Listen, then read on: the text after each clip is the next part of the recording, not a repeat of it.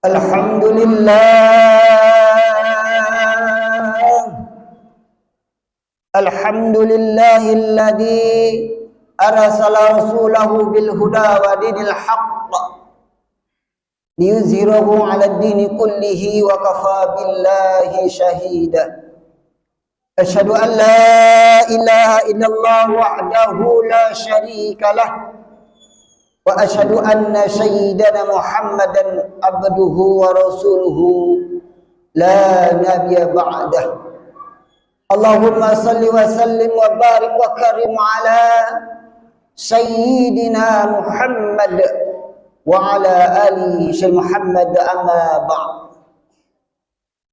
Ayuhan nas ittaqullaha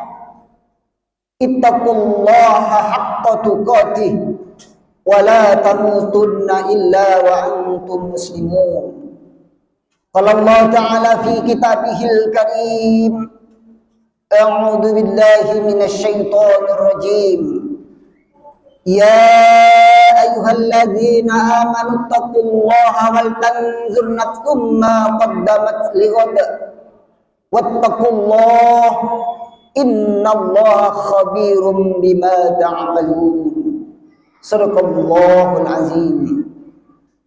Jemaah salat Jumat yang insyaallah dirahmati, diridai Allah Subhanahu wa taala. Bersyukur pada hari ini kita masih diberikan salah satu nikmat sempat oleh Allah Subhanahu wa taala, yaitu nikmat sehat. Kita dapat melangkahkan kaki menuju masjid yang mulia ini untuk melaksanakan panggilan ilahi Rabbi, yaitu salat Jumat bersama-sama.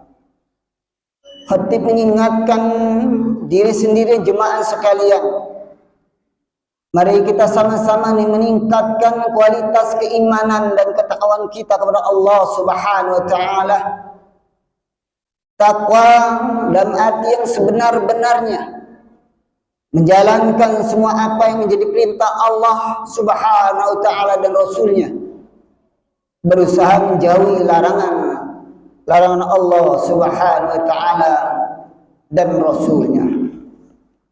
Jemaah salat Jumat yang dirahmati Allah Subhanahu wa taala, di dalam kitab Za'iqatul Kubra dikarang oleh Syekh Abdul Rahim bin Ahmad Al-Quddi,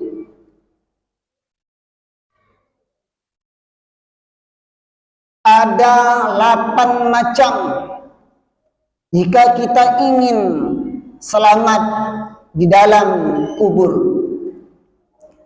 Bagi seseorang yang ingin meninggalkan dunia ini dan keadaan husnul khotimah, 4 perkara yang harus kita kerjakan. Yang pertama yaitu menjaga salat 5 waktu. Salat merupakan perintah Allah Subhanahu wa taala langsung dan berbeda dengan ibadah lainnya. Salat adalah ibadah pertama yang akan dihisab oleh Allah Subhanahu wa taala di akhirat kelak. Sebagaimana sabda Rasulullah sallallahu alaihi wasallam yang maknanya sebagai berikut: sesungguhnya amal yang pertama kali dihisab pada seseorang hamba pada hari kiamat adalah salatnya. Maka jika salatnya baik, sungguh ia telah beruntung dan berhasil. Dan jika salatnya rusak, sungguh ia telah gagal dan rugi. Jika berkurang sedikit pun dari salat wajibnya, maka Allah Subhanahu wa taala mengatakan, berfirman, lihatlah apakah hambaku memiliki salat sunnah, maka disempurnakanlah apa yang kurang dari salat wajibnya. Kemudian begitu pula dengan seluruh amalnya. Hadis riwayat Tirmizi. Yang kedua, sedekah. Dengan memperbanyak sedekah bisa menjaga kita dalam kubur. Suatu kita di dalam kubur amma berkata, hai Munkar dan Nakir, menjauhlah dari fulan bin fulan. Aku saksinya waktu di dunia ia bersedekah. Allah ciptakan bumi, Allah ciptakan gunung, tetapi gunung kalahnya dengan besi, besi kalahnya dengan api, api kalahnya dengan air, air kalahnya dengan angin. Itulah ibarat orang-orang yang bersedekah dengan ikhlas. Kata Rasul, naungan orang beriman di hari kiamat adalah sedekahnya. Hadis riwayat Ahmad. Yang ketiga, jemaah sekalian, banyak membaca Al-Quran. Karena dengan memperbanyak membaca Al-Quran akan menolong kita di alam kubur dan akan mendapatkan syafaat pada hari kiamat kelak. Sesuai yang dikatakan oleh Rasulullah SAW, Iqra'ul Quran fa innahu ya'ti yaumal qiyamah syafi'an li ashabih.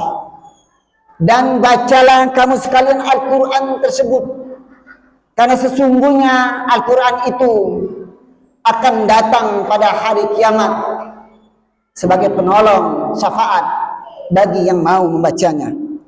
Yang keempat, banyak-banyak membaca tasbih.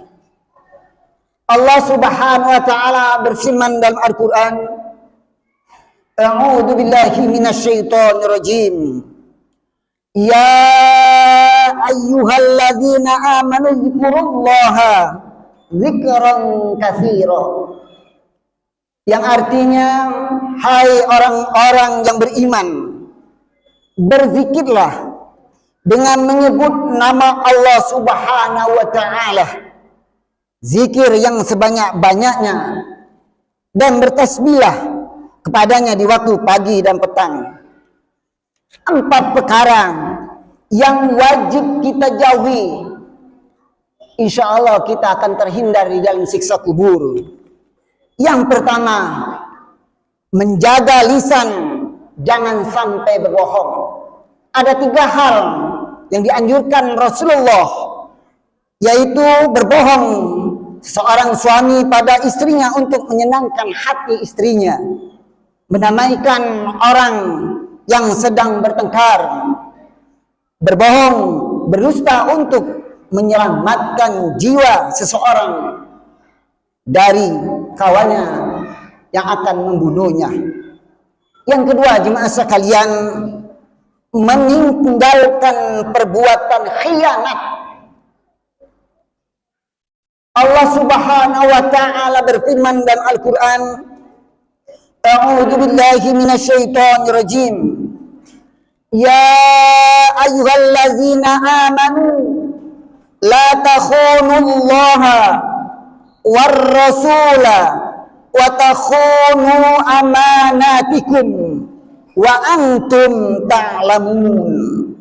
Yang artinya, hai orang-orang yang beriman, janganlah kalian mengkhianati Allah Subhanahu wa ta'ala dan Rasulnya Muhammad sallallahu alaihi wasallam, dan jangan pula kalian mengkhianati berbagai amanah yang telah dipercayakan kepada kalian, sedangkan kalian mengetahuinya. Quran surah Al-Anfal ayat 28. Yang ketiga, jemaah sekalian yang dirahmati, yang diridhai Allah Subhanahu wa ta'ala, meninggalkan adu domba.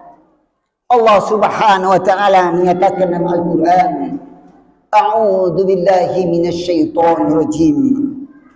Wa la tuti' kulla hallafin mahim hammazim masya'im binamim, yang artinya, dan janganlah engkau patuhi setiap orang yang suka bersumpah dan suka menghina, suka mencela, yang kian kemari menyebarkan fitnah ataupun berita bohong.